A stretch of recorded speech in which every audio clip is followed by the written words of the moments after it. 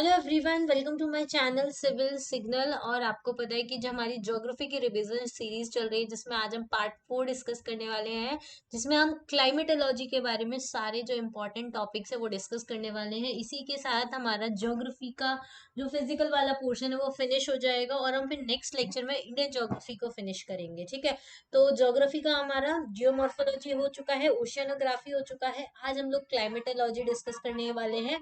तो अगर अभी तक आपने वो वीडियोस नहीं देखे और आप जियोग्राफी का रिवीजन चाहते हैं तो आप उन वीडियोस को देख सकते हैं। वो वीडियो आपकी काफी हेल्प करेंगे जीपीएससी के रिवीजन सीरीज के लिए। ठीक है, उसके अलावा आपको पता है जीपीएससी का एग्जाम जो है वो 7 जनवरी को आने वाला है, तो आपके पास ज्यादा दिन अब बचे नहीं है, तो आपको अच्छे से प्रिपरेशन करनी है और अच्छे से इस एग्जाम को क्रैक करना है। ठीक है, तो इसके अलावा मैं जो बच्चे आज नए जुड़ रहे हैं मैं उनके लिए एक इन्फॉर्मेशन दे देती हूँ कि हमारा जीपीएससी क्रैश कोर्स जो है वो सिविल सिग्नल एप्लीकेशन है हमारा, वहां पर अवेलेबल है। अगर आप चाहें तो इस कोर्स को ज्वाइन कर सकते हैं।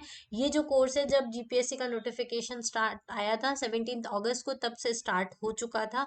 इसमें सारे कोर सब्जेक्ट्स हैं, प्रैक्टिस क्वेश्चंस है, एग्जाम स्ट्रेटजी है और इसमें फ्री स्टडी मटेरियल भी आपको मिलेगा। और अगर आप चाहते हैं इस साल के लिए प्रिपेयर करें हो या फिर अगले साल के लिए या फिर जितना भी आपका टारगेट है जीपीएससी के लिए, आप इस क्रैश कोर्स को परचेज कर सकते हैं। इसमें सारे के सारे सब्जेक्ट्स को कवर किया हुआ है और अभी न्यू ईयर ऑफर चल रहा है, तो आप न्यू ईयर 2024 कोड यूज करके सिर्फ इस कोर्स को 1499 रुपीज में अवेल कर सकते हैं। सिर्फ 1500 रुपए में आपको सारा कोर्स मिल जाएगा विथ लाइफ टाइम वैलिडिटी। मतलब कि जब तक आपका एग्जाम क्लियर नहीं होता तब तक आप इस कोर्स को एक्सेस कर सकते हो, इसके सारे सब्जेक्ट को, सारे वीडियोस को, सारा स्टडी मटेरियल एक्सेस कर सकते हैं। ठीक है, तो बहुत ही अच्छा ऑफर है न्यू ईयर का, 31 दिसंबर तक ये अवेलेबल रहेगा। आप चाहें तो इसको परचेज कर सकते हैं, ये कूपन कोड आपको मिल जाएगा। क्लियर?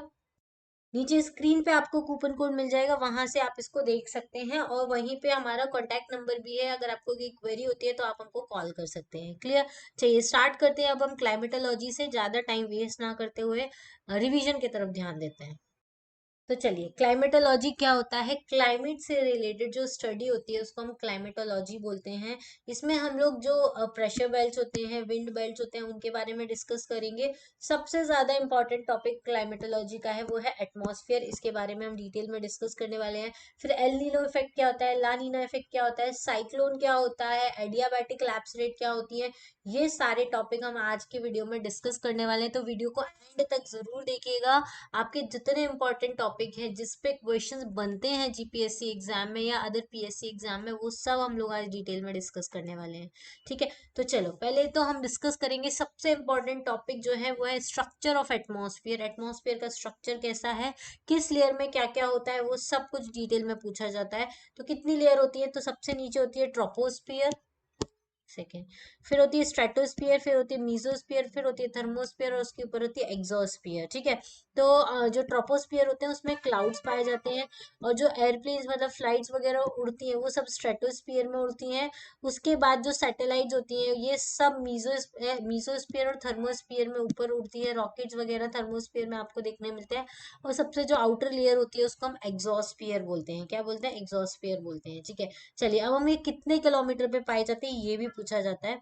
तो सिर्फ 12 किलोमीटर की जो हाइट होती है वहां पे आपको ट्रोपोस्फियर देखने को मिलती है। इस लेयर में आपको मीटियोरोलॉजिकल और क्लाइमेटिक फेनोमेनन जैसे कि क्लाउड फॉर्मेशन, पर्सिपिटेशन, बारिश वारिश होना, क्लाउड फॉर्मेशन, ये मेनली आपको दिखाई देता है। ठीक है, ये सारी चीजें आपको ट्रोपोस्फियर में दिखाई देती है। फिर हम अगर ऊपर हाइट पे जाते हैं 50 किलोमीटर तक, तो वहां पे एक लेयर होती है जिसको हम बोलते हैं स्ट्रेटोस्फियर। इस स्ट्रेटोस्फियर में बहुत इंपॉर्टेंट एक लेयर होती है जिसको हम ओजोन लेयर बोलते हैं, जो हमको यूवी लाइट से बचाती है। जो सन से यूवी लाइट्स आती है उससे प्रोटेक्शन का काम करती है और अर्थ को अल्ट्रावायलेट रेज से बचाती है, भाई यूवी रेज से बचाती है। और इसी में जो हमारी फ्लाइट्स होती हैं, एरोप्लेन्स होते हैं, वो फ्लाई करते हैं। ठीक है, फिर 50 से 80 किलोमीटर की जो हाइट होती है उस पर होता है मीजोस्फियर। ये कूलेस्ट लेयर होती है एटमॉस्फेयर की, -80 डिग्री तक इसका टेम्परेचर चला जाता है। ठीक है, तो ये आपको आपको याद रखना है मीजोस्फीयर जो है वो कूलेस्ट लेयर है। फिर उसके ऊपर आती है 5 up to 500 किलोमीटर, 80 किलोमीटर से लेके 500 किलोमीटर तक एक लेयर होती है जिसको हम आइनोस्फीयर बोलते हैं।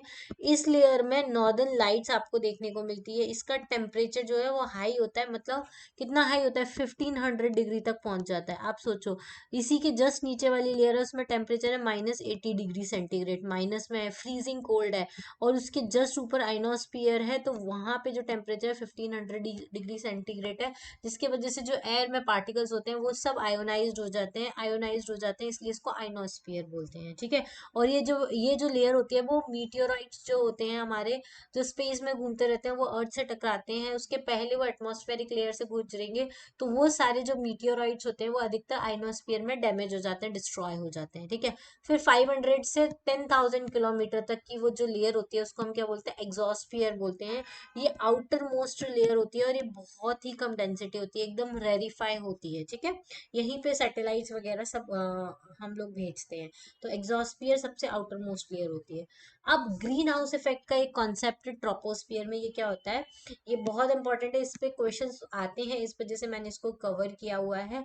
ग्रीन हाउस इफेक्ट जो है एक प्रोसेस होती है जब जो earth when gases of earth atmosphere trap the sun's heat, जो अर्थ एटमॉस्फेयर की जो गैसेस होती हैं वो सन की हीट को ट्रैप करके रखती हैं, और ट्रैप करने की वजह से जो अर्थ है वो हमारी ठंडी नहीं होती है, रात के टाइम पे भी उसका टेम्परेचर जो होता है वो वार्म रहता है, मतलब गर्म रहती है। उसको हम ग्रीन हाउस इफेक्ट बोलते हैं। इस प्रोसेस के वजह से ही अर्थ जो है वो वार्मर है। और अगर ये नहीं होता, ग्रीन हाउस इफेक्ट नहीं होता, अगर एटमॉस्फेयर नहीं होता, तो इसके बिना अर्थ जो है वो हमारी वार्म नहीं होती, नाइट नाइट के टाइम पे वो फ्रीजिंग हो जाती जैसे बाकी के सारे प्लैनेट्स होते हैं।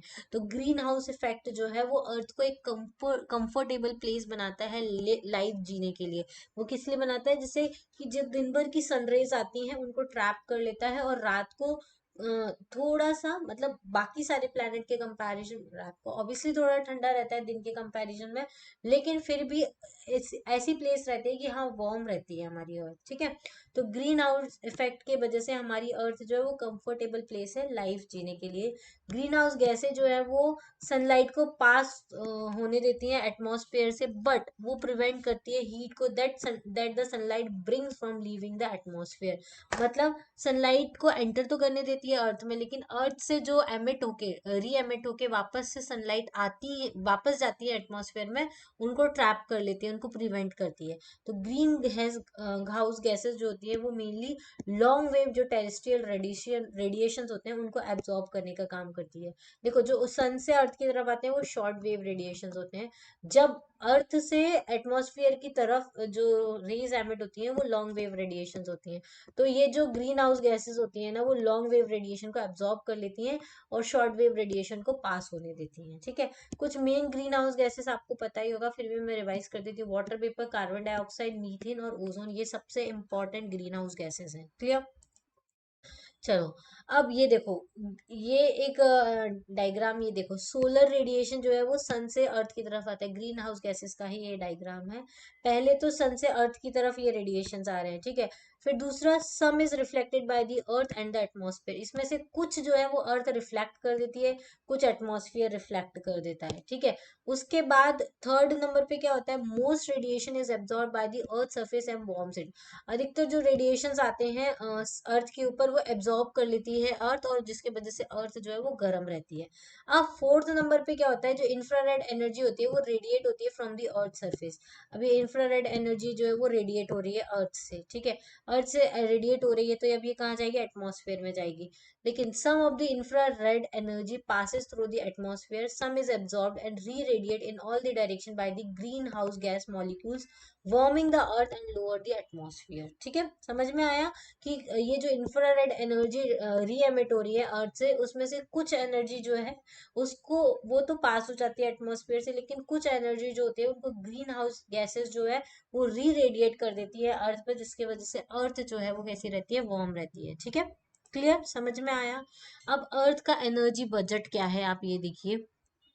इनकमिंग सोलर रेडिएशन 100% होता है। इसमें से ये देखो 30% जो होता है वो स्पेस में स्कैटर्ड हो जाता है, 6%, 17%, और देखो 17% जो है वो क्लाउड्स रिफ्लेक्ट कर देते हैं, 6% जो है वो अर्थ सरफेस रिफ्लेक्ट कर देती है, और 7% ऐसे ही रेडिएट हो जाता है। तो इसकी वजह से 30% जो है वो स्पेस में वापस जा रहा है।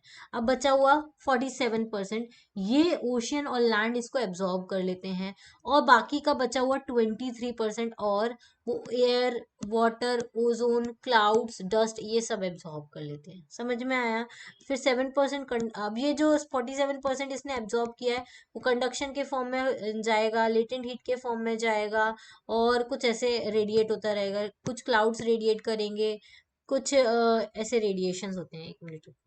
अच्छा देखो, ये तो पहले अर्थ पे आ रहे हैं, अब ये वाला जो है ये अर्थ से वापस जा रहा है, उसका डायग्राम है। तो अर्थ पे आया था जब 100% रेडिएशन, उसमें से पहले ही 30% तो रिफ्लेक्ट हो गया, 47% जो है वो ओशन और लैंड ने एब्जॉर्ब कर लिया, और 23% जो है वो एयर, ओजोन और क्लाउड एंड डस्ट इन्होंने एब्जॉर्ब किया। अब क्या होगा, अर्थ से जो 47% एब्जॉर्ब किया वो रेडिएट होगा, तो उसमें से 7% तो कंडक्शन के फॉर्म में जाएगा, 24% लेटेंट हीट ले लेगी, और फिर लॉन्ग वेव रेडिएशन के फॉर्म में 6% जाएगा, जिसमें से 10% जाएगा। एक सेकेंड में इरेज कर देती हूँ। ये देखिए 10% जाएगा लॉन्ग वेव रेडिएशन के फॉर्म में से, उसमें से 6% जो है उसको वाटर, ओजोन, क्लाउड्स और ये सब कुछ एब्जॉर्ब कर लेंगे। और इसमें ये जो इन्होंने जो एब्जॉर्ब किया था उसमें से 20% जो है वो रेडिएट हो जाता है क्लाउड्स के फॉर्म में। ठीक है, 20% तो क्लाउड से रेडिएट हो रहा है, 40% जो है वो वाटर, ओजोन, कार्बन डाइऑक्साइड ये रेडिएट कर रहा है, और 10% लॉन्ग वेव रेडिएशन। तो जितना आया था उसमें से 100% ऐसे रेडिएट हो रहा है। तो देखो कैसे हो रहा है, हम अगर इसको काउंट करें तो 40% प्लस 20%, 60% प्लस 10%, 70% प्लस 6% और 24%, कितना हुआ 30%। तो 70 प्लस 30 100% हो गया। ठीक है, तो ये सारी चीजें होती हैं। तो ये अर्थ का एनर्जी बजट है, जिसमें अर्थ पे कितना आ रहा है और कितना वापस से रेडिएट बैक हो रहा है उसके बारे में बताता है। क्लियर? तो ये हीट बजट इसको हम बोलते हैं। Earth has a whole does not accumulate और लूज हीट। जो अर्थ होती है ना वो ना ही एक्यूमुलेट करती है हीट को, ना ही लूज करती है, बट अपने टेम्परेचर को मेंटेन करने के लिए काम करती है। This can happen only if the amount of heat received in the form of insolation equals the amount lost by the earth through the terrestrial radiation. ये सिर्फ तभी हैपन हो सकता है जब अमाउंट ऑफ हीट जितनी रिसीव की है इंसोलेशन के फॉर्म में, उतनी ही अमाउंट ऑफ हीट जो है वो अर्थ लॉस्ट कर देती है टेरेस्ट्रियल रेडिएशन के फॉर्म में। तो ठीक है, इंसोलेशन मतलब होता है टेरेस्ट्रियल रेडिएशन। अब इनकमिंग हीट में हमने देखा अभी 35% जो है इंसोलेशन जो है वो रेडिएट होता है, 27% क्लाउड से, 2% आइस से, एंड 40% इंसोलेशन जो है वो एटमॉस्फेयर एब्जॉर्ब कर लेता है। बचा हुआ 51%, ठीक है, उसको कौन करता है, वो अर्थ सरफेस तक पहुंचता है और इसको वापस बाद में रेडिएट बैक कर देता है। ठीक है, तो ये इनकमिंग है जिसमें 35 प्लस 14 प्लस 51, तो टोटल 100% इनकमिंग हो गया। समझ में आया? 100% इनकमिंग क्या हुआ, 35% इंसोलेशन रेडिएट हो गया, 40% एब्जॉर्ब हो गया एटमॉस्फेयर के थ्रू, और 51% जो है वो ओशन के थ्रू हो गया। ये थोड़ा थोड़ा 3-4% वेरी करता है अलग अलग पैरामीटर के हिसाब से। फिर आउटगोइंग में क्या होता है, 4% absorb by the atmosphere again.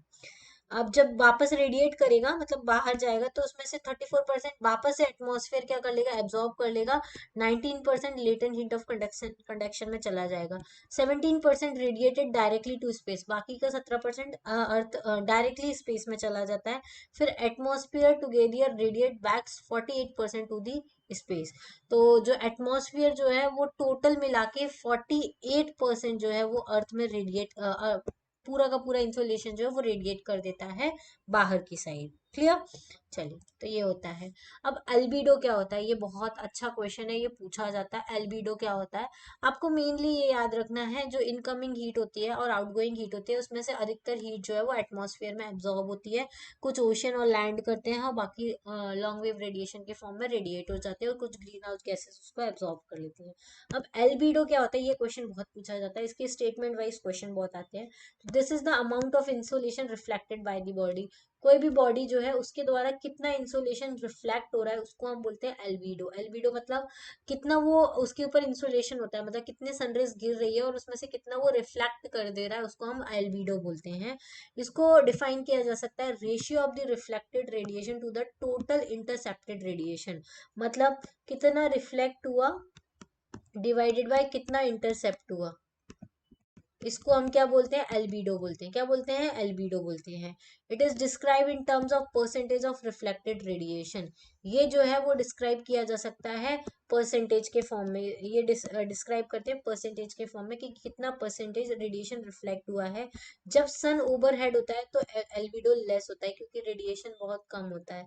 Albedo commonly refers to the whiteness of a surface with 0 meaning black and 1 meaning white. ठीक है, अच्छा, 0 meaning black and 1 meaning white. ठीक है, एल्बिडो मतलब जितनी वाइटनेस है उतना ज्यादा एल्बिडो अच्छा होता है।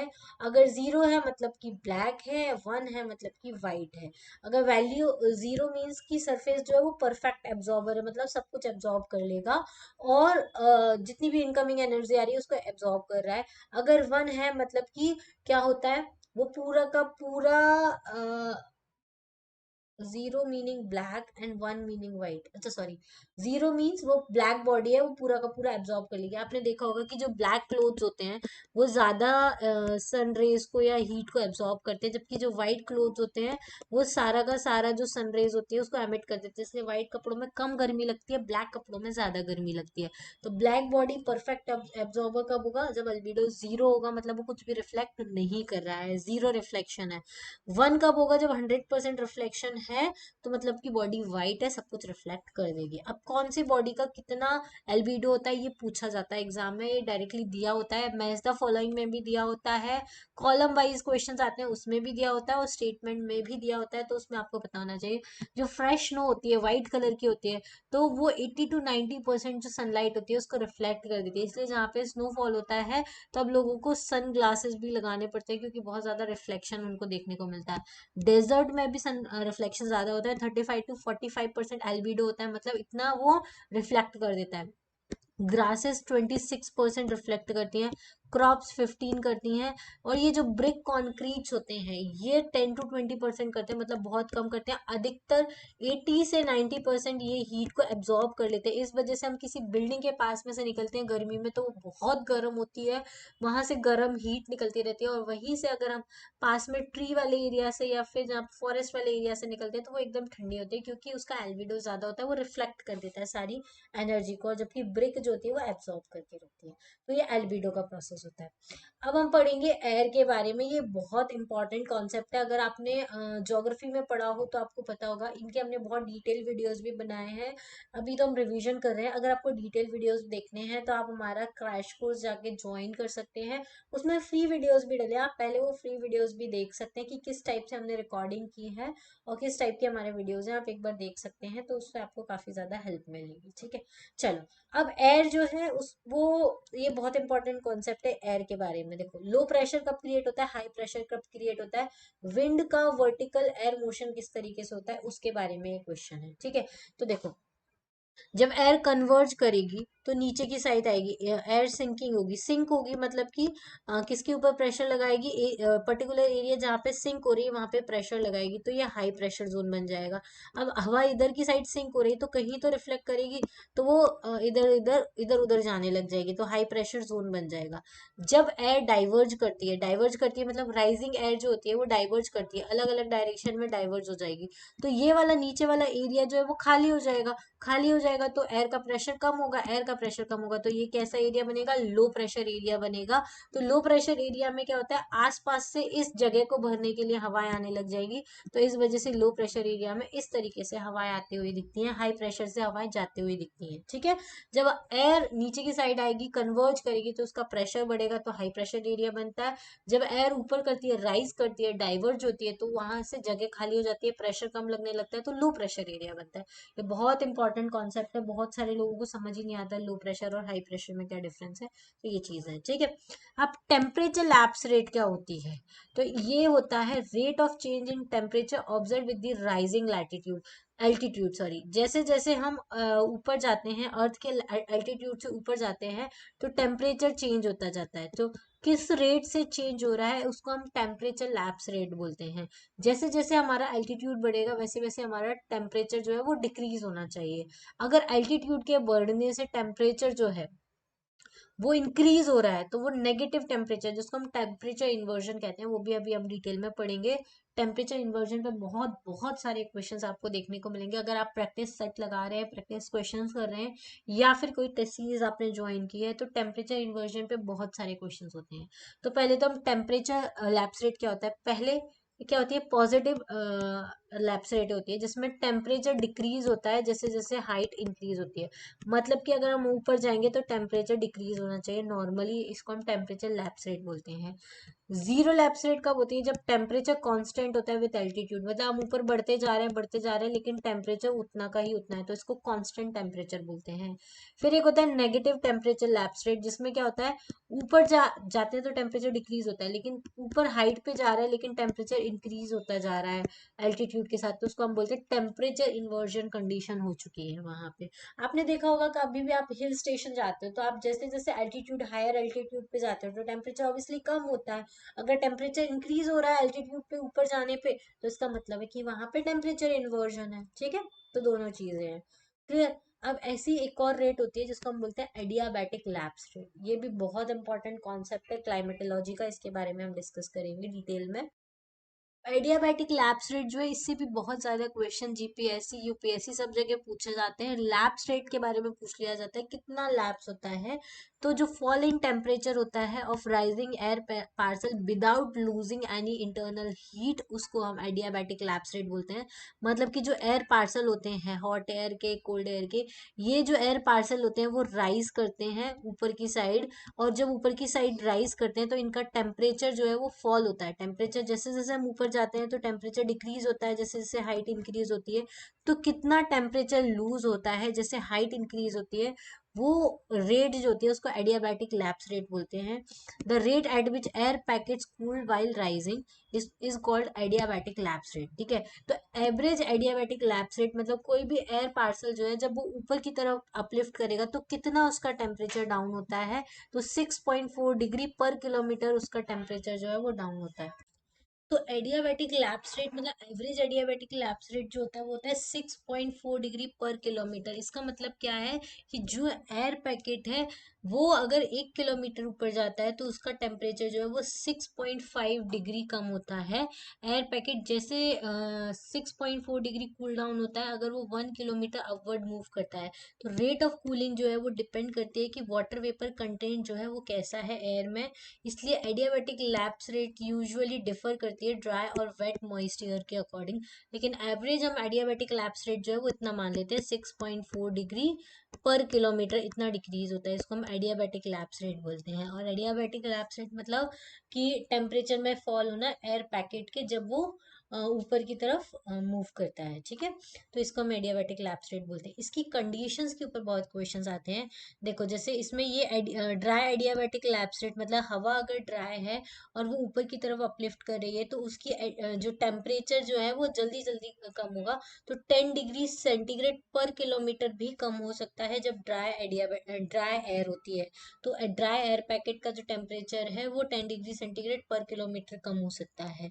और अगर हवा जो है वो मॉइस्ट है वेट है तो एडियाबैटिक रेट जो होती है मतलब एयर पैकेट के ऊपर होने पर टेम्परेचर डाउन होने की जो रेट होती है वो कम होती है, मतलब 6.4 डिग्री से भी कम होती है, मतलब 5 डिग्री सेंटीग्रेड पर किलोमीटर एवरेज हो सकती है अगर वो एयर वेट है तो, ठीक है। तो इससे हमें ये समझ में आता है कि अगर एयर पैकेट जो है उसमें अगर हाई मॉइस्चर कंटेन है तो वो इजीली कूल डाउन नहीं होता है, वो इतना जल्दी कूल डाउन नहीं होता है जितनी कि ड्राई एयर कूल डाउन होती है। जितना ज्यादा हाई मॉइस्चर कंटेन होगा उतना स्लो वो कूल डाउन होगा, जितना कम मॉइस्चर कंटेंट होगा उतना जल्दी वो स्लो कूल डाउन हो जाएगा, ठीक है। तो इसलिए जो वेट एयर होती है उसकी एडियाबैटिक लैप्स रेट जो होती है वो 6.4 डिग्री से कम होती है। तो यहाँ हमने देखा कि 5 डिग्री पर किलोमीटर ही में ही वो ठंडा हो रहा है। तो इसलिए एवरेज हम जो मान लेते हैं वेट एडियाबैटिक लैप्स रेट जो है अर्थ के एटमॉस्फेयर के अकॉर्डिंग 4 डिग्री सेंटीग्रेड पर किलोमीटर, कभी 4 होती है कभी 5 होती है, एवरेज हम लोग 4 डिग्री सेंटीग्रेड मान लेते हैं। बेड एडियाबैटिक लैप्स रेट तो जो मेनली एसोसिएटेड होता है वो अनस्टेबल कंडीशन से। अब बेड एडियाबैटिक लैप्स रेट मतलब मॉइस्चर कंटेंट वाली एयर है, मॉइस्चर कंटेंट वाली एयर है मतलब वो क्लाउड फॉर्म करेगी, क्लाउड फॉर्म करके बारिश करेगी तो अनस्टेबल कंडीशन बनेगी हाई मॉइस्चर कंटेंट की वजह से। समझ में आया? वही ड्राई एडियाबैटिक लैप्स रेट जो होती है वो हमेशा नॉर्मल एडियाबैटिक लैप्स रेट से ज्यादा होती है, क्योंकि एयर पैकेट जितना ड्राई होगा उसमें उतना मॉइस्चर कम होगा और वो उतनी ही जल्दी क्या होगा, कूल डाउन होगा। तो इसकी एडियाबैटिक लैप्स रेट जो होती है वो हमेशा 6.4 डिग्री पर किलोमीटर से ज्यादा होती है। एवरेज हम 10 डिग्री पर किलोमीटर मान लेते हैं। ड्राई एयर जो है वो स्टेबल कंडीशन, क्योंकि हवा में कुछ है ही नहीं है, जब मॉइस्चर ही नहीं है तो बारिश ही नहीं होगी, क्लाउड्स ही फॉर्मेशन नहीं होगा। तो इसलिए ड्राई एयर जो होती है वो स्टेबल कंडीशन को बताती है। ठीक है, अब वेदर कंडीशन हम देख लेते हैं डिफरेंट एडियाबैटिक लैप्स रेट। ये वाले जो स्टेटमेंट है, ये जो दो स्टेटमेंट है, इन पे बहुत क्वेश्चन पूछे जाते हैं।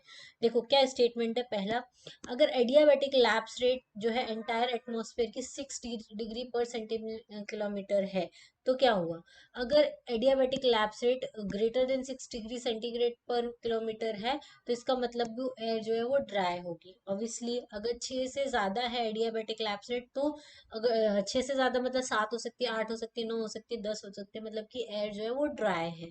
तो लेस मॉइस्चर है देन नॉर्मल एयर के, तो मोर स्टेबल होगी देन नॉर्मल। ठीक है, नॉर्मल से ज्यादा स्टेबल होगी और ड्राई होगी। अगर वही एडियाबैटिक लैप्स रेट जो है वो लेस देन 6 डिग्री सेंटीग्रेड पर किलोमीटर है, मतलब कि उस हवा में मॉइस्चर है, इस वजह से वो बेट एडियाबैटिक लैप्स रेट है और उसमें मोर मॉइस्चर है देन नॉर्मल एयर। तो यहाँ लेस स्टेबल कंडीशन होगी, कभी भी बारिश हो सकती है या फिर इंस्टेबिलिटी की कंडीशन बन सकती है। ठीक है, तो ये एडियाबैटिक लैप्स रेट के कॉन्सेप्ट है, ये आपको याद रखने हैं। एक कॉन्सेप्ट है टेम्परेचर इन्वर्जन का।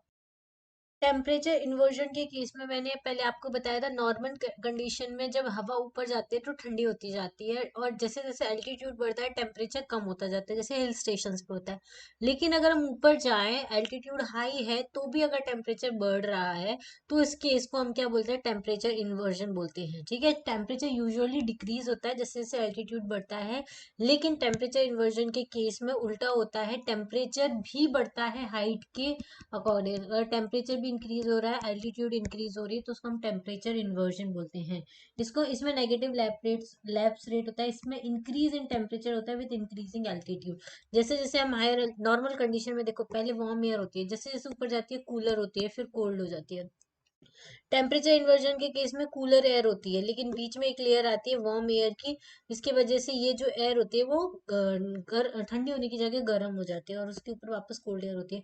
तो ये वाला जो कंडीशन होती है इसको हम टेम्परेचर इन्वर्जन कंडीशन बोलते हैं। ठीक है, इसके एग्जाम्पल, पहला एग्जाम्पल है at troposphere temperature start increasing from year. Troposphere पे जो टेम्परेचर है वो स्टार्ट इंक्रीज होता है, so air packet reach till air start moving downward. अगर ट्रोपोस्फियर तक एयर पैकेट पहुंचता है तो वो नीचे वापस से मूव करने लगता है। देखो कोल्ड ग्राउंड है तो इसके आसपास की सराउंडिंग एयर जो है वो होती है वो कूल्ड होती है, लेकिन ये जैसे जैसे ऊपर अपलिफ्ट होती है, अगर वहां पे इसको वार्म ईयर में कन्वर्ट हो जाती है, इसका मतलब टेम्परेचर इन्वर्जन हो गया है।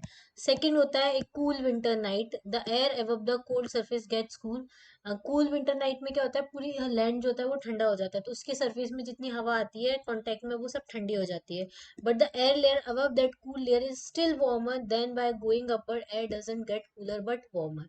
अगर इस केस में क्या होता है, जो एयर ठंडी एयर है वो अगर ऊपर अपलिफ्ट करती है तो और ठंडी होनी चाहिए, लेकिन अगर ऊपर कहीं पे वार्म एयर की लेयर है तो वो ठंडी नहीं होती है, गर्म हो जाती है। तो इसको हम क्या बोलते हैं, टेम्परेचर इन्वर्जन, क्योंकि हाइट के साथ टेम्परेचर क्या हो रहा है, डिक्रीज हो रहा है। एक और वैली इन्वर्जन होता है। वैली में क्या होता है, वैली जो होता है वो एक हिल टॉप होता है और एक वैली वाला एरिया होता है। तो जो टेम्परेचर होता है upper part of the mountain का वो कोल्ड हो जाता है because of the rapid rate of loss of heat, where is the valley temperature does not reduce because of slow loss of heat. देखो क्या होता है, हिल टॉप जो होते हैं ना वो जल्दी गर्म होते हैं जल्दी ठंडे होते हैं, जबकि वैली जो होती है वो देर से गर्म होती है देर से ठंडी होती है, ये फेनोमेना होता है। ठीक है, तो हिल टॉप तो जल्दी ठंडा हो जाता है, जल्दी गर्म हो जाता है, लेकिन वैली जो होते हैं उसका प्रोसेस स्लो होता है, वो जल्दी हीट को लॉस नहीं कर पाती उसके स्ट्रक्चर के वजह से। तो जो वार्मर वैली होती है वो एयर जो होती है असेंड करती है, एंड द कूलर एयर जो होती है वो डिसेंड करती है। तो जो ठंडी हवा होगी ना वो डिसेंड करेगी, और वार्म एयर जो होती है वो अपलिफ्ट करेगी। अब उस केस में क्या होगा, इस सिचुएशन में सीवियर फ्रॉस्ट हो जाता है। क्या होता है देखो, कूलर एयर जो होती है वो डेंसर होती है, डेंसर एयर होती है तो वो क्या करेगी, सिंक करती है, और लेस डेंस एयर जो मास होता है वो अपलिफ्ट कर जाएगी। जो लेस डेंस एयर होगा वो अपलिफ्ट करेगा ना, तो ऊपर क्या होगा, वार्म एयर मास है, जिसके वजह से इसका फोर्स्ड अपवर्ड जो है वो रुक जाएगा, और दो कूल एयर मास के बीच में ये जो वार्म एयर मास है वो सैंडविच हो जाएगी। ऊपर कोल्ड एयर मास है, नीचे कोल्ड एयर मास है, क्योंकि हिल टॉप से जो हवा है ना वो इधर वैली की साइड मूव करे, तो नीचे भी कूलर एयर हो गई, जबकि वैली जो है वो गर्म है, वहां से जो हवा अपलिफ्ट हुई है यहाँ पे बीच में एक लेयर वार्म एयर की बन गई, तो ऊपर कूल एयर नीचे कोल्ड एयर, तो बीच में वार्म एयर के सैंडविच होने की वजह से यहाँ पे ये जो कोल्ड एयर है वो ऊपर नहीं जा पा रही है, तो वहां पे फ्रॉस्ट की कंडीशन बन जाती है। इसलिए वैली वाले एरिया में एग्रीकल्चर क्रॉप वगैरह सब डैमेज हो जाती है। ये जो सिचुएशन है उसके वजह से सीवियर फ्रॉस्ट आपको देखने को मिलता है वैली फ्लोर पर, जिसके वजह से फूड आर्चर्ड्स एग्रीकल्चर क्रॉप्स को काफी ज्यादा डैमेज पहुंचता है। ठीक है, उसके बाद अब हम देखेंगे क्लाउड्स कितने टाइप के होते हैं। ये बहुत इंपॉर्टेंट टॉपिक है, इसमें नॉर्मल क्वेश्चन आता है। सबसे इंपॉर्टेंट होते हैं क्यूमुलोनिम्बस क्लाउड, जो अनस्टेबल कंडीशन में बनते हैं, जब बहुत बारिश होती है, तूफान आता है, साइक्लोन आता है, तब क्यूमुलोनिम्बस क्लाउड बनते हैं। अब देखो हम तीनों एल्टीट्यूड्स पे देखेंगे। लो क्लाउड्स में स्ट्रेटस बनते हैं, ये सिंपल ऐसे होते हैं, फिर ये स्ट्रेटो क्यूमुलस होते हैं जो अलग अलग पार्ट्स में होते हैं, और फिर ये ऐसे अलग अलग पार्ट्स वाले क्यूमुलस होते हैं, और ये ऐसे ब्लैक ब्लैक से जो होते हैं ना, इसको निम्बो स्ट्रेटस बोलते हैं। ठीक है, फिर जो मिडिल लैटिट्यूड पे होते हैं उनमें ऑल्टो लगा होता है। ठीक है, तो ऑल्टो ये देखो क्यूमुलस मतलब ये ऐसे स्प्रेडेड वाली, ये भी स्प्रेडेड है, ये भी स्प्रेडेड है, ये भी स्प्रेडेड है, ये भी स्प्रेडेड है। तो और नीचे वाले लेयर में स्ट्रेटो होता है, मिडिल लेयर में ऑल्टो होता है, और अपर लेयर में हाई लेयर में जो होता है वो सीरो होता है। ठीक है, तो जो स्प्रेडेड होते हैं उसको ऑल्टो क्यूमुलस मिडिल लैटिट्यूड में बोलते हैं, हायर लैटिट्यूड में सीरो क्यूमुलस बोलते हैं। ठीक है, और एकदम स्ट्रेट होते हैं इसको हम ऑल्टो स्ट्रेटस बोलते हैं, नीचे भी ये स्ट्रेट जो है ना इनको स्ट्रेटस बोलते हैं। फिर यहाँ पे ये वाले जो ऊपर वाले हाई लैटिट्यूड पे उसको सीरो स्ट्रेटस बोलते हैं। सिर्फ इतना ही आपको याद रखना, ज्यादा कुछ इसमें है ही नहीं। और सबसे बड़ा जो क्लाउड बनता है जिसकी वजह से अनस्टेबल कंडीशन बनती है, इसको हम क्यूमुलोनिम्बस क्लाउड बोलते हैं। ठीक है, ये क्लाउड का नाम आपको याद रखना है। क्लियर। चलिए अब टाइप ऑफ रेनफॉल हम देख लेते हैं। तीन टाइप के रेनफॉल होते हैं, कन्वेक्शनल रेनफॉल, ओरोग्राफिक रेनफॉल और साइक्लोनिक रेनफॉल। ठीक है, अब कन्वेक्शनल रेनफॉल तो कैसे होता है, सन के वजह से जो है लैंड सरफेस हीट हो जाता है, जिसके वजह से वार्म एयर जो होती है वो राइज करती है, राइज करके ऊपर जाके ठंडी होती है, ठंडी होके कंडेंस होती है, कंडेंस होती है क्लाउड फॉर्म कर लेती है, और उसके बाद क्या होता है, बारिश होना स्टार्ट हो जाती है। इसको हम कन्वेक्शनल रेनफॉल बोलते हैं, जो सब जगह होती है। फिर एक होती है ओरोग्राफिक रेनफॉल, ये किसी चीज से टकराने की वजह, जैसे कोई मान लो हिल टॉप है, वहां से क्लाउड्स निकल रहे हैं, तो क्लाउड्स के निकलने की वजह से जो प्रीवेलिंग विंड है वो इस डायरेक्शन में फ्लो करे, तो क्लाउड्स अगर इससे टकरा जाएंगे तो ये अपने आप को होल्ड नहीं कर पाएंगे और यहाँ पे बारिश कर देंगे, तो इसको हम ओरोग्राफिक रेनफॉल बोलते हैं, जो फोर्स अपलिफ्टमेंट की वजह से होता है। जब भी माउंटेन वाला एरिया होता है ना, उसका एक एरिया होता है वो, वहां पे बहुत बारिश होती है, और एक एरिया होता है क्योंकि यहाँ पे ही सारी बारिश हो जाती है, इधर के लिए बारिश बचती नहीं है, तो ये रेन शेडो एरिया होता है, और ये रेनी वाला एरिया होता है। इसको लीवर्ड साइड भी बोलते हैं। क्या बोलते हैं, लीवर्ड साइड भी बोलते हैं। क्लियर। फिर एक आता है हमारा साइक्लोनिक रेनफॉल, साइक्लोन की वजह से रेनफॉल जो होती है उसको हम साइक्लोनिक रेनफॉल बोलते हैं। जो किसमें, हमारे ओशियन जो होते हैं उनमें साइक्लोन्स क्रिएट होते हैं, साइक्लोन्स की वजह से जो रेनफॉल देखने को मिलती है उसको हम साइक्लोनिक रेनफॉल बोलते हैं। ठीक है, एक होती है फ्रंटल रेनफॉल। ठीक है, जो जब फ्रंट क्रिएट होते हैं उनकी वजह से देखो, ये अधिकतर है ना जो टेम्परेट रीजन है वहां पे ये बनते हैं। जो वार्म एयर होती है, हमेशा देखो वार्म एयर ही राइज करती है, कोल्ड एयर राइज नहीं करती, कोल्ड एयर हमेशा डिसेंड करती है। तो वार्म एयर जो होती है वो गर्म होती है, गर्म होके वो क्या कर जाती है, राइज कर जाती है। जब वार्म एयर राइज करेगी ऊपर जाके कंडेंस्ड होगी, कंडेंस होके क्लाउड्स बना लेती है, ये वार्म एयर वाला पार्ट है। ये कोई एरिया है जहाँ पे क्या हो रहा है, यहाँ पे कोल्ड एयर है। ठीक है, कोल्ड एयर डेंस होती है, डिसेंड करती है नीचे।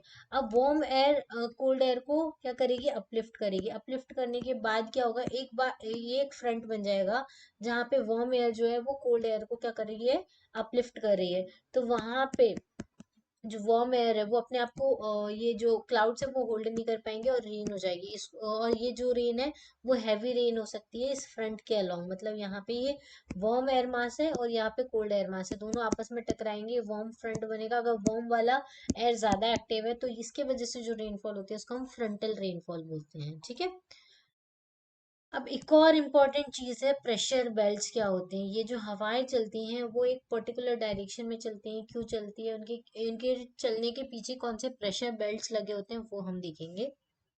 एक्चुअली प्रेशर बेल्ट वाला जो टॉपिक है वो बहुत ज्यादा वास्ट है, ये हम लोगों ने क्रैश कोर्स में बहुत अच्छे से कवर किया हुआ है, जिससे कि आपको क्लियरिटी आए सारे टॉपिक्स की। लेकिन यहाँ हम लोग डिस्कस करेंगे सिर्फ प्रेशर बेल्ट्स के जो इंपॉर्टेंट टॉपिक्स हैं वो, क्योंकि ये रिवीजन सीरीज है, मैं अगर हम प्रेशर बेल्ट डिस्कस करने जाएंगे तो पूरा 1 घंटे का टॉपिक है, ठीक है। तो हम ये सिर्फ रिवीजन कर रहे हैं, तो इसमें हम बताएंगे कि प्रेशर बेल्ट्स जो है वो डिस्टिंक्ट आइडेंटिफिएबल जोन होते हैं, होमोजेनियस हॉरिजॉन्टल प्रेशर रिजीम के, और प्रेशर बेल्ट बोल सकते हैं। मतलब ये एक हॉरिजॉन्टल हॉरिजॉन्टल एरिया होते हैं जहाँ पे एक पर्टिकुलर प्रेशर काम करता है, इसलिए इनको हम प्रेशर बेल्ट बोलते हैं। हमारी अर्थ पे 7 प्रेशर बेल्ट है। देखो अर्थ में कैसा बना है, हमने जब लैटिट्यूड पढ़ा था तो पढ़ा था इक्वेटर होता है, फिर नीचे और ऊपर Tropic of Cancer and Capricorn होता है, फिर आर्कटिक सर्कल और अंटार्कटिक, सॉरी ऊपर आर्कटिक सर्कल नीचे अंटार्कटिक सर्कल होता है, फिर पोलर एरियाज होते हैं। तो ऐसे करके 7 जोन बनते हैं। तो पहला तो होता है इक्वेटोरियल लो प्रेशर, मतलब यहाँ पे लो प्रेशर क्यों होता है इक्वेटर पे, क्योंकि इक्वेटर पे बहुत ज्यादा गर्मी पड़ती है, गर्मी पड़ती है तो एयर हमेशा गर्म रहेगी, गर्म रहेगी तो ऊपर अपलिफ्ट कर जाएगी, अपलिफ्ट कर जाएगी तो लैंड वाला एरिया जो है वो खाली होता है, तो वहां पे लो प्रेशर रहता है, तो इक्वेटोरियल लो प्रेशर हमेशा रहता है। फिर दूसरा होता है सब ट्रॉपिकल हाइज, ये जो ट्रॉपिकल एरियाज होते हैं इनको हम सब ट्रॉपिकल हाइज बोलते हैं, क्योंकि ये जो एयर अपलिफ्ट करी है वो कहाँ डिसेंड कर रही है, ट्रॉपिक्स की तरफ डिसेंड कर रही है, तो वहां पे डिसेंड करेगी तो वहां की अर्थ पे कैसा प्रेशर क्रिएट हो जाएगा, हाई प्रेशर क्रिएट हो जाएगा, तो वहां पे सब ट्रॉपिकल हाइज होते हैं, ठीक है। अब ये जो हाई प्रेशर वाला एरिया है, उसके बाद ये पोलार रीजन होता है। पोलार रीजन में क्या होता है, ठंडी रहती है, ठंडी रहने की वजह से वहां पे सब पोलार लो प्रेशर एरिया बनता है, ठीक है। और उसके बाद एक सेकंड, अब सब पोलर लोज क्यों बनते हैं, क्योंकि पोलर एरिया होता है, यहाँ पे ठंडी रहती है, ठीक है, यहाँ हाई प्रेशर एरिया रहता है, ठंडी होने की वजह से एयर डिसेंड करती है, लेकिन इक्वेटर के पास क्या बन रहा है, लो प्रेशर एरिया बन रहा है, क्योंकि सारी की सारी एयर अपलिफ्ट हो रही है। तो इस लो प्रेशर एरिया को भरने के लिए इधर से जो हवाएं वो इक्वेटर की तरफ मूव करती है, इसलिए सब पोलर लो एरिया बनता है। तो दोनों सब पोलर एरियाज होते हैं वो लो प्रेशर एरियाज होते हैं। फिर पोल्स के ऊपर एकदम ठंडी पड़ती है, ठंडी पड़ती है तो एयर जो है हमेशा डिसेंड करती है, नीचे की साइड रहती है, जो डिसेंड करती है, इस वजह से एयर का प्रेशर रहता है, और इसलिए यहाँ पे पोलार पे हाई प्रेशर रहता है, इसलिए पोलार रीजन जो होते हैं वो हाई प्रेशर एरिया रहते हैं, ठीक है। दो मेन कंट्रोलिंग फैक्टर होते हैं प्रेशर सिस्टम में, एक होता है थर्मल फैक्टर, दूसरा होता है डायनेमिक फैक्टर। थर्मल फैक्टर मतलब heating and cooling of air causes expansion and contraction respectively. अगर हाई टेम्परेचर है, थर्मल फैक्टर मतलब अगर टेम्परेचर हाई है किसी जगह का, तो वहां पे हाई टेम्परेचर की वजह से लो प्रेशर क्रिएट होगा, क्योंकि हाई टेम्परेचर होगा तो वार्म एयर होगी तो अपलिफ्ट कर जाएगी, तो नीचे वाला एरिया खत्म हो जाएगा तो लो प्रेशर बनेगा। वहीं अगर लो टेम्परेचर है, ठंडा एरिया है, तो लो टेम्परेचर में एयर जो होगी वो ठंडी होगी तो वो नीचे डिसेंड करेगी तो हाई प्रेशर क्रिएट होगा, ठीक है, पहला फैक्टर। दूसरा फैक्टर है dynamic factor. Pressure gradient forces के वजह से और अर्थ के रोटेशन के वजह से क्या होता है, एयर अगर राइज कर रही है तो लो प्रेशर बनता है, एयर डिसेंड करती है तो हाई प्रेशर बनता है, ठीक है। ये दोनों चीज होती है प्रेशर बेल्ट सिस्टम में। अब हम इक्वेटोरियल लो प्रेशर बेल्ट या इसको डोल्ड्रम भी बोलते हैं, आप देख लो, ये वाला जो एरिया है इक्वेटर वाला एरिया है, ठीक है। ये लो प्रेशर एरिया है क्योंकि यहाँ पे कांस्टेंट हीटिंग होती रहती है, कांस्टेंट हीटिंग होने की वजह से एयर जो है अपलिफ्ट कर जाती है, अपलिफ्ट कर जाएगी तो ये लो प्रेशर एरिया बनेगा, ठीक है। अपलिफ्ट करने के बाद ये वाली जो एयर है वो यहाँ जाके डिसेंड कर रही है, इसलिए ये हाई प्रेशर एरिया बन रहा है। अब एक्चुअली हो क्या रहा है, जो इक्वेटर है, इक्वेटर पे लो प्रेशर एरिया है, तो इस लो प्रेशर एरिया को भरने के लिए बाकी सारी जगह से जो हवाएं हैं वो इधर की साइड मूव करेंगी, तो ये जो सब ट्रॉपिकल एरिया की जो सब पोलर एरिया की हवाएं जो हैं वो इक्वेटर के इस लो प्रेशर एरिया को भरने के लिए जाएंगे, इसलिए यहाँ पे भी सब पोलर लो एरिया बन जाएगा, और यहाँ पे ये डिसेंड करेगी, इसलिए यहाँ पे सब ट्रॉपिकल हाई एरियाज बनेंगे। और पोलर हाई इसलिए बनता है क्योंकि पोलर हाई क्यों बन रहा है, क्योंकि ये एकदम ठंडा एरिया है, ठंडा एरिया है तो कूल एयर होती है वो डिसेंड करेगी, डिसेंड करेगी तो यहाँ पे क्या बन जाएगा, कूल एरिया डिसेंड करेगी तो क्या कैसा हाई प्रेशर क्रिएट होगा, हाई प्रेशर क्रिएट होगा तो वहां पे एयर ठंडी हो जाएगी, ठंडी हो जाएगी तो प्रेशर हाई लगाएगी। तो ये जो विंड्स होती है वो रफली 5 डिग्री नॉर्थ एंड साउथ में होती है, जो इक्वेटरल, जिनको जिनको हम डोल्ड्रम्स बोलते हैं। हॉर्स लैटिट्यूड बोलते हैं इसको, जो ट्रॉपिक ऑफ कैंसर और सब ट्रॉपिकल हाइज होती है इनको हॉर्स लैटिट्यूड्स बोला जाता है, ठीक है। The belt is generally known as the doldrums zone of the calm and weak winds. Calm winds होती है यहाँ पे। डोल्ड्रम्स जो होते हैं वो कैरेक्टराइज करती है कन्वर्जेंस, राइजिंग एयर और हैवी रेनफॉल। इसलिए हमेशा जो इक्वेटर वाला एरिया होता है वहां पे गर्मी इतनी ज्यादा पड़ती है, दिन भर एयर जो होती है वो राइज करती है, इवेपोरेशन होता है, और शाम के टाइम पे हैवी रेनफॉल होता है।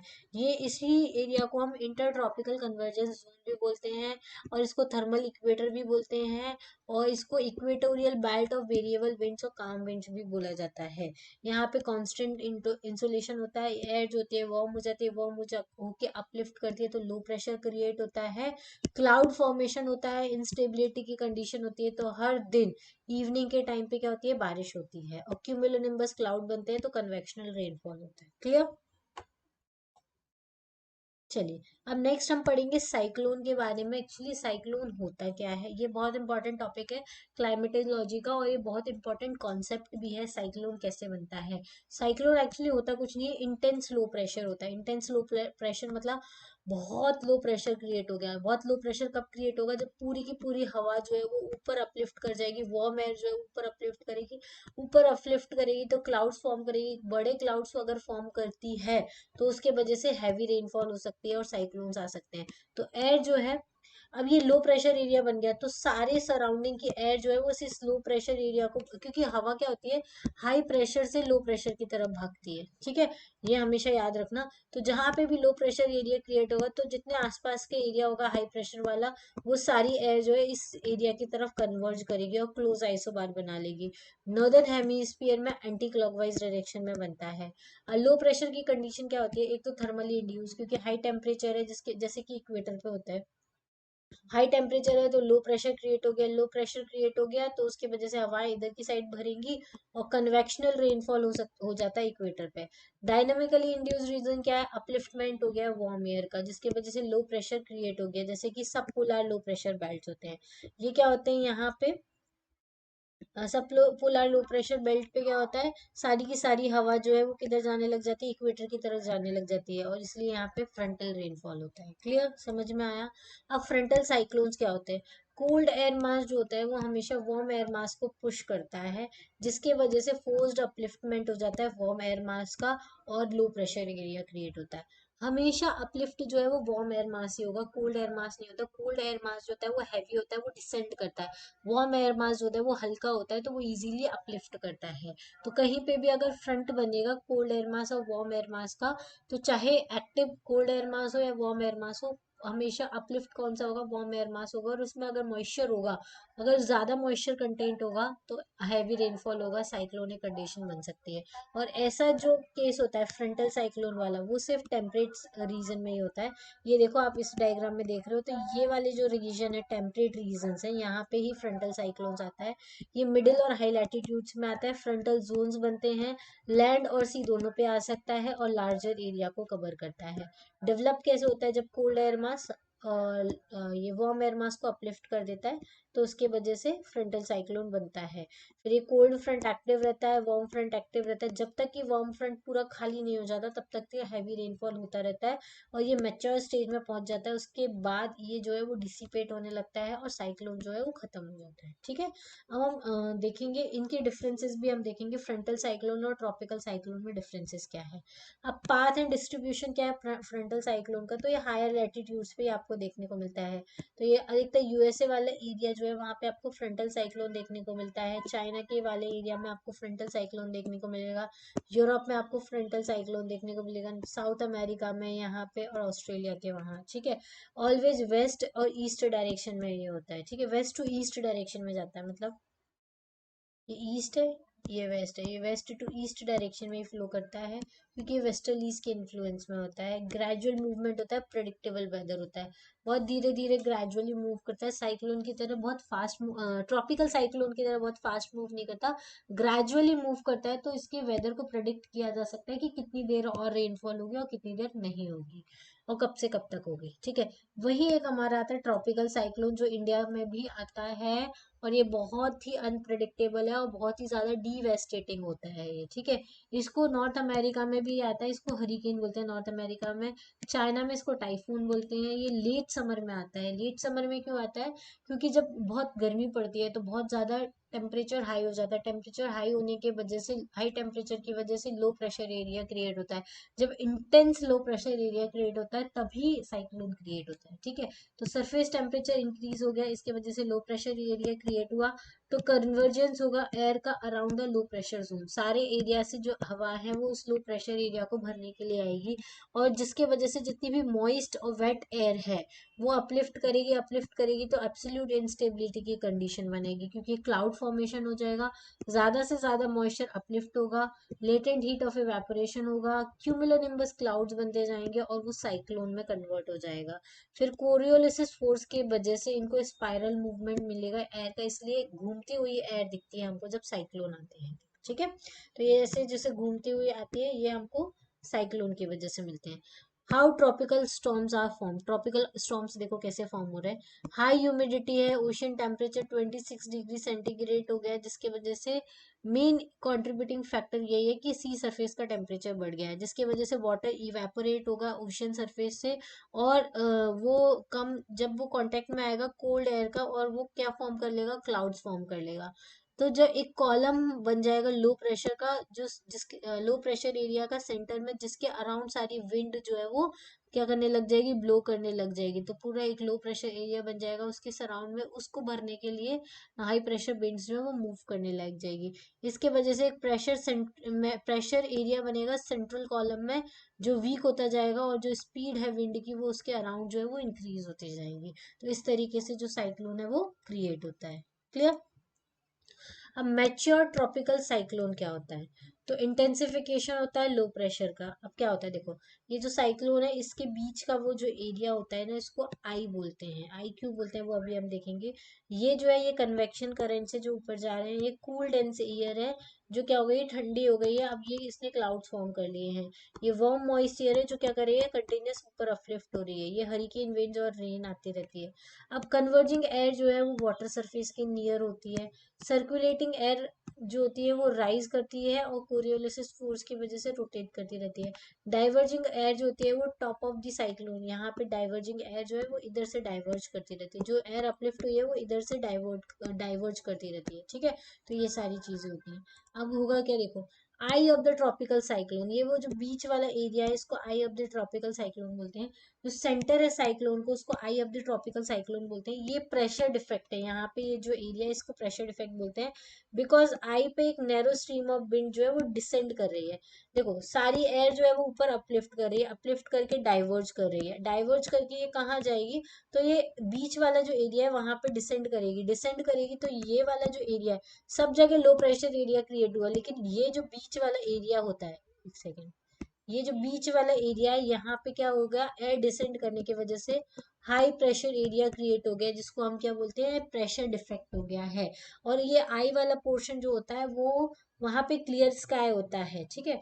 तो जब भी कोई रेन, ये साइक्लोन आता है तो पहले यहाँ से स्टार्ट हुआ साइक्लोन मान लो, तो बहुत रेनफॉल, बहुत रेनफॉल, बहुत रेनफॉल आई, फिर एक एरिया आता है ये बीच वाला जहाँ पे प्रेशर डिफेक्ट है, हाई प्रेशर एरिया है, तो बारिश एकदम बंद हो जाती है, तो सबको लगता है साइक्लोन चला गया, फिर लेकिन साइक्लोन गया नहीं होता, पीछे वाला एरिया तो अभी बाकी है, तो फिर वापस साइक्लोन। इसलिए बोलते हैं कि आई वाला एरिया आता है जब लोगों को संभलने के लिए बोला जाता है कि अभी साइक्लोन डिसिपेट नहीं हुआ है, थोड़ा और बाकी है, ठीक है। मेजर कौन कौन से रीजन है जहाँ पे ट्रॉपिकल साइक्लोन आता है?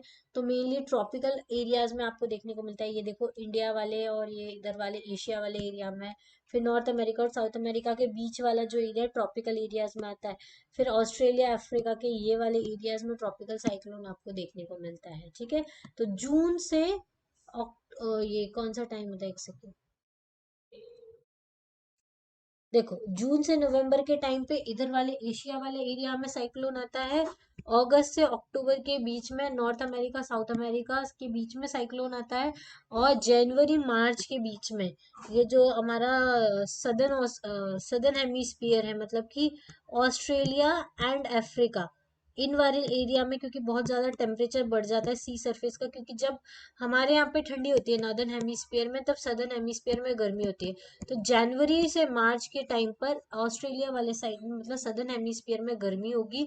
गर्मी होगी तो यहाँ पे क्या हो जाएगा, साइक्लोन क्रिएट होगा। ठीक है, लेट समर में साइक्लोन क्रिएट होता है। क्लियर। चलिए अब लास्ट एक बचा हुआ है कंपैरिजन टेम्परेट रीजन और ट्रॉपिकल रीजन, ट्रॉपिकल साइक्लोन्स और टेम्परेट साइक्लोन्स के बीच में। तो टेम्परेट साइक्लोन जो है वो 30 से 40 डिग्री लैटिट्यूड पे आते हैं, और ट्रॉपिकल साइक्लोन जो है वो 8 से 20 डिग्री लैटिट्यूड पे आते हैं। ये डायनामिकली इंड्यूस्ड होते हैं, ये थर्मली इंड्यूस्ड होते हैं। डायनामिकली मतलब फ्रंट के अपलिफ्ट की वजह से ये क्रिएट होते हैं, डायनामिकली होते हैं। ठीक है, एयर राइज हो जाती है इसके वजह से होता है। जबकि यहाँ पे टेम्परेचर के इंक्रीज होने की वजह से एयर राइज करती है, इसलिए थर्मली इंड्यूस होते हैं। ये फ्रंटल इंटरेक्शन होता है इसमें कोल्ड एयर मास का और वार्म एयर मास का। यहाँ पे सी सरफेस का टेम्परेचर बढ़ जाता है। ये फॉर्म होते हैं ओवर द लार्ज एरिया, ये स्मॉल एरिया में फॉर्म होते हैं। ये वेस्ट टू ईस्ट मूव करते हैं, ये ईस्ट टू वेस्ट मूव करते हैं। देखो यहाँ पे आप देखोगे, ये ईस्ट डायरेक्शन है, ये वेस्ट डायरेक्शन है, ये ईस्ट टू वेस्ट मूव कर रहे हैं। ठीक है, इस तरीके से मूव करते हैं, जबकि फ्रंटल साइक्लोन यहाँ से इस डायरेक्शन में मूव करते हैं, वेस्ट टू ईस्ट। ठीक है, इसमें ग्रेजुअल मूवमेंट होता है और ये प्रेडिक्टेबल होते हैं, और ये स्विफ्ट मूवमेंट होता है, बहुत फास्ट जो है साइक्लोन मूव करते हैं, और इनको प्रिडिक्ट करना बहुत ज़्यादा मुश्किल होता है।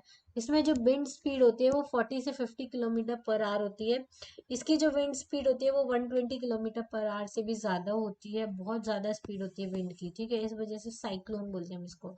प्रेशर ग्रेडियंट 980 MB होता है। यहाँ पे जो प्रेशर ग्रेडियंट होता है वो लेस देन 80 MB होता है। ये लैंड के ऊपर ज्यादा पावरफुल होते हैं, ये लैंड के ऊपर वीक हो जाते हैं। इनको जो पावर मिलती है वो ओशन से मिलती है, क्योंकि ओशन से इवेपोरेशन होता रहता है, तो इवेपोरेशन होने के साथ साथ वहां पे कंडेंसेशन ज्यादा होगा तो रेनफॉल बढ़ती रहती है। यहाँ पे ऐसा नहीं होता है। ठीक है, यहाँ पे ये लैंड के ऊपर, ये तो एयर मास के अपलिफ्ट के होने के वजह से बना है, तो ये इनका इसका ओशन से कोई लेना देना ही नहीं है। ये मेन लैंड को अफेक्ट करते हैं, ये सिर्फ कोस्टल एरियाज जो होते हैं उनको अफेक्ट करते हैं, क्योंकि जैसे ये लैंड पे जाते हैं मॉइस्चर से इनका कॉन्टैक्ट टूट जाता है। मॉइस्चर से जैसे कॉन्टैक्ट टूटेगा एयर में मॉइस्चर बचेगा नहीं, तो रेनफॉल खत्म और साइक्लोन भी खत्म हो जाता है। ठीक है, इनको ज्यादा टाइम लगता है डिसिपेट होने में, ये क्विकली डिसिपेट हो जाते हैं ऑन लैंड। ठीक है, लैंड के ऊपर जल्दी जल्दी डिसिपेट होते हैं ये, इनको धीरे धीरे डिसिपेट होते हैं। ठीक है, इनको टाइम लगता है। ओके, एक और बहुत इंपॉर्टेंट टॉपिक है, ये लास्ट टॉपिक है आज का हमारा क्लाइमेटोलॉजी का, El Nino and La Nina effect क्या होता है।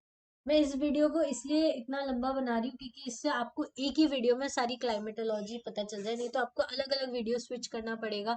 मैं अलग अलग टॉपिक की भी बना सकती थी, उससे नंबर ऑफ वीडियोस मेरे ही बढ़ेंगे, लेकिन मैंने एक ही वीडियो में, जिससे कि आप लोगों को इजी रहे रिवाइज करना, एक ही वन गो में आप रिवाइज कर सको, तो इसलिए हम L Nino and La Neena भी इसी में कवर कर लेंगे, और इसी के साथ हमारा क्लाइमेटोलॉजी का रिविजन जो है वो फिनिश हो जाएगा।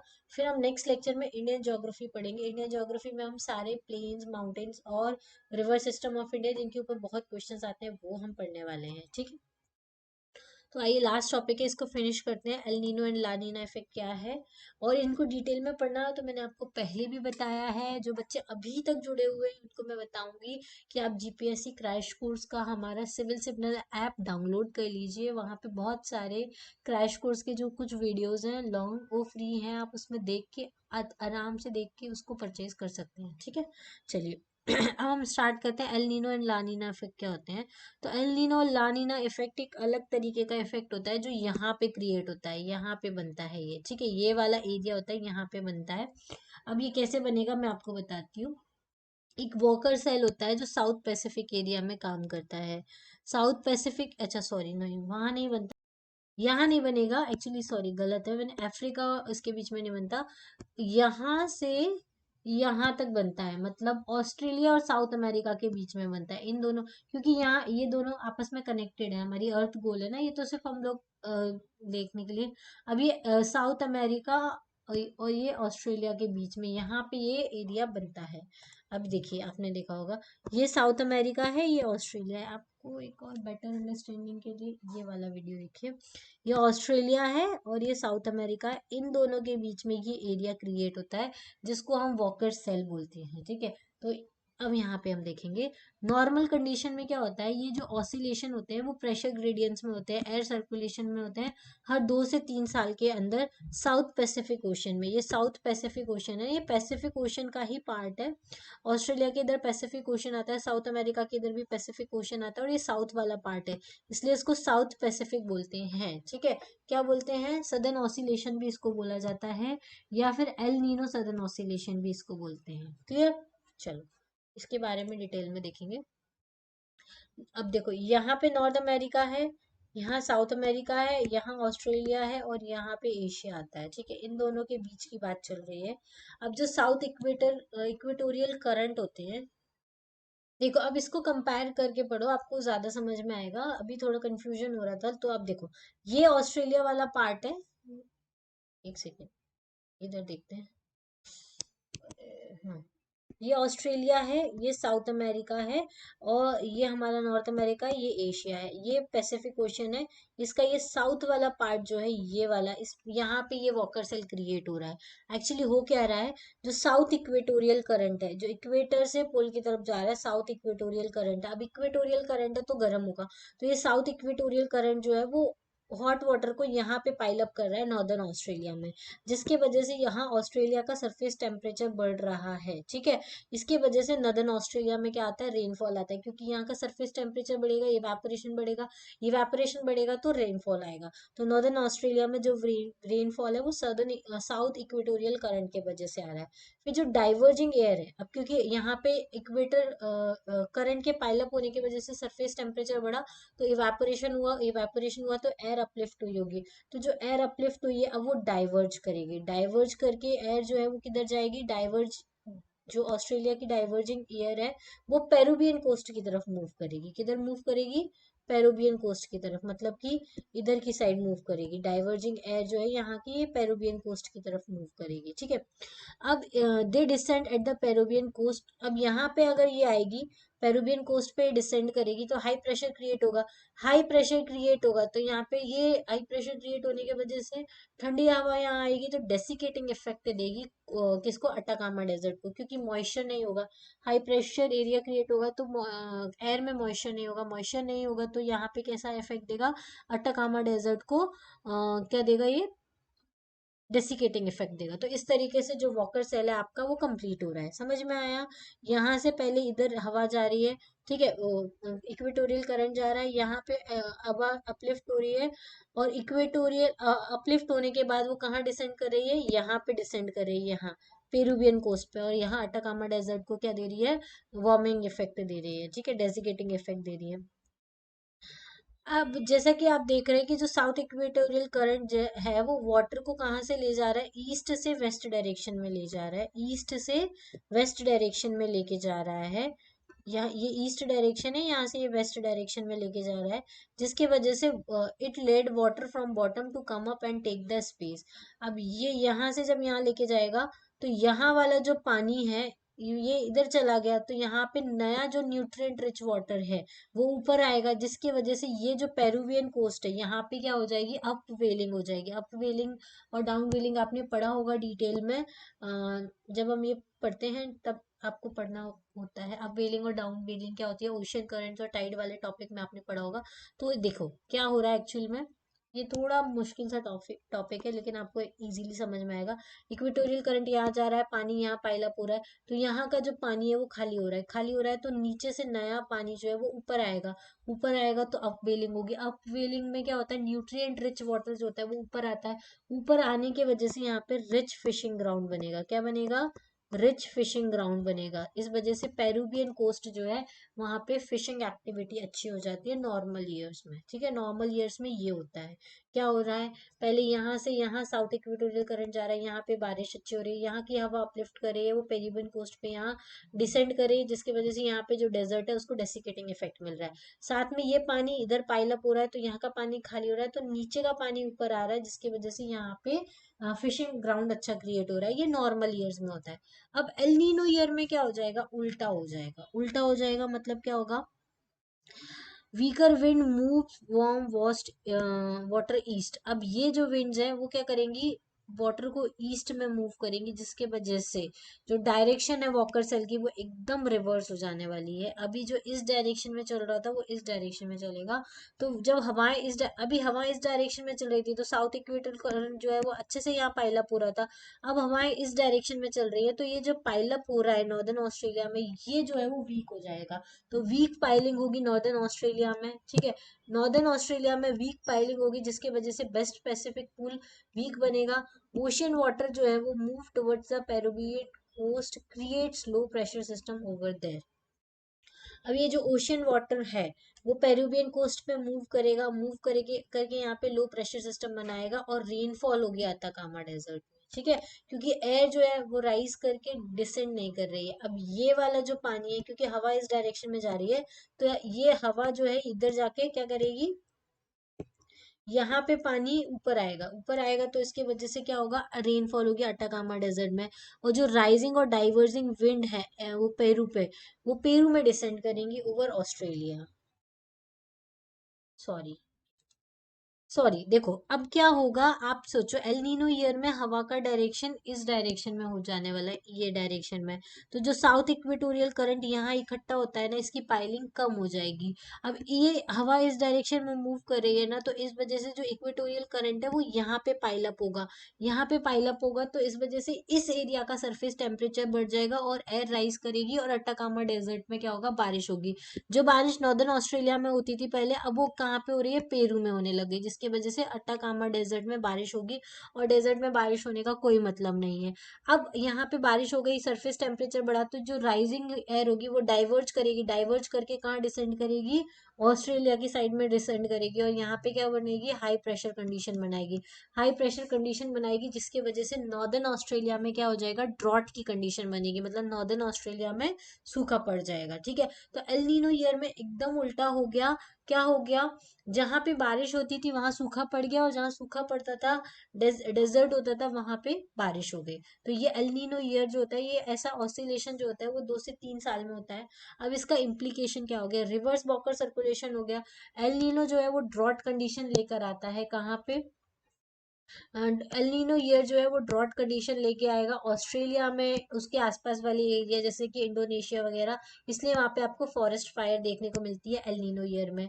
इसकी वजह से भी वीक मानसून होता है इंडिया में। इंडिया भी इसके साथ एसोसिएटेड है, लेकिन अभी तक फुल्ली डिस्कवर्ड नहीं हुआ है।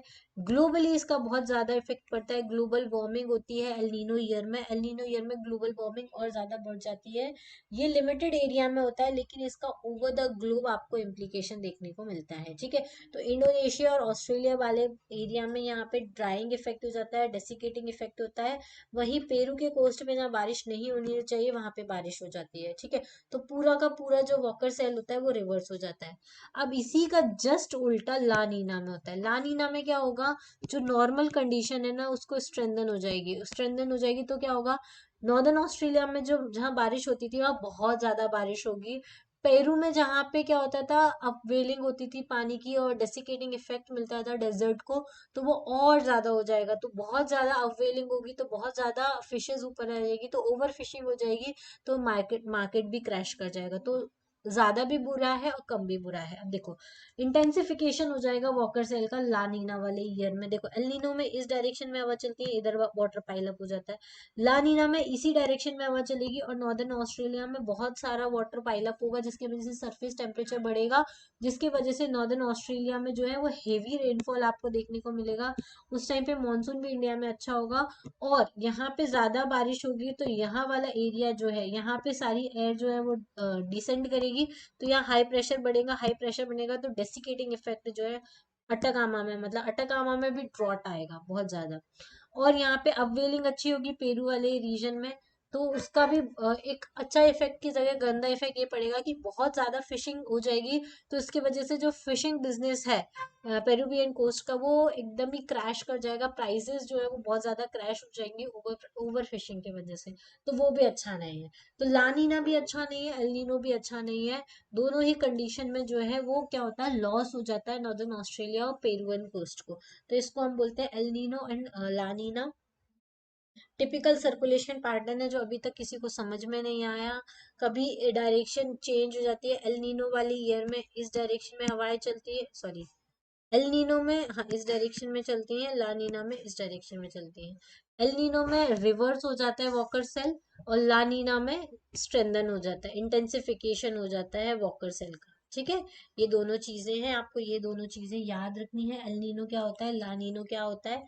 एल नीनो में इस डायरेक्शन में हवाएं चल रही हैं, ला नीना में इस डायरेक्शन में हवाएं चल रही है। ठीक है, दोनों चीजें आपको याद रखनी है। देखो मैं एक बार आपको और बता देती हूँ। एल नीनो में इस डायरेक्शन में हवाएं चल रही हैं, इस वजह से ये ऐसा हो रहा है। ला नीना में इस डायरेक्शन में चल रही है, oh sorry sorry sorry sorry sorry sorry, normal cases में, एक सेकेंड एक सेकेंड, बहुत ज्यादा कंफ्यूजन नहीं करना है। नॉर्मल एक बार मैं बताती हूँ। नॉर्मल ईयर में इस डायरेक्शन में हवाएं चलती हैं, लानीना में क्या होता है, ये वाली जो हवाएं हैं और स्ट्रेंथन हो जाती है, मतलब ये जो नॉर्मल केस है वो और ज्यादा स्ट्रेंथन हो जाएगा। एल नीनो में हवा का डायरेक्शन चेंज हो जाएगा, तो इसके वजह से पूरा केस चेंज हो जाता है, यहाँ ड्रॉट आ जाता है और यहाँ क्या हो जाता है, यहाँ बारिश हो जाती है। ठीक है, लानीना में क्या हो जाता है, यहाँ पे ओवर हैवी रेनफॉल हो जाता है और यहाँ पे हैवी ड्रॉट आ जाता है, प्लस हैवी फिशिंग हो जाती है, जिसकी वजह से प्राइसेस मार्केट क्रैश कर जाता है। ठीक है, तो ये दोनों कंडीशन हो गई, मैंने आपको नॉर्मल, एलनीनो और लानीना दोनों बता दी। ठीक है, अब आपको शायद कोई कंफ्यूजन नहीं रहेगा। अभी भी कोई कंफ्यूजन है तो आप मुझसे मैसेज में पूछ सकते हैं, आप मुझे कॉन्टैक्ट कर सकते हैं कभी भी, मैंने आपका अपना नंबर भी शेयर किया हुआ है। आप मुझे सोशल मीडिया हैंडल्स जो है, सिविल सिग्नल एप्लीकेशन है हमारा, सिविल सिग्नल इंस्टाग्राम चैनल है, सिविल सिग्नल टेलीग्राम चैनल है, आप कहीं पे भी मुझे अप्रोच कर सकते हैं। आपकी जो भी डाउट्स हैं जीपीएससी एग्जाम से रिलेटेड, आपको जीपीएससी क्रैश कोर्स से रिलेटेड कुछ भी पूछना है, तो आप कभी भी कुछ भी पूछ सकते हैं। ठीक है, तो इन सारी चीज़ों के लिए आप जुड़े रहिए और लास्ट तक इस सीरीज को देखिएगा, आपका अच्छे से रिवीजन हो जाएगा। अच्छे से आप लोग क्वेश्चन सॉल्व कर लेना, जो आपको बहुत ज़्यादा हेल्प करेंगे जीपीएससी एग्जाम को क्लियर करने में। ठीक है, चलिए आज के लिए इतना ही। Thank you, thanks for watching, have a nice day.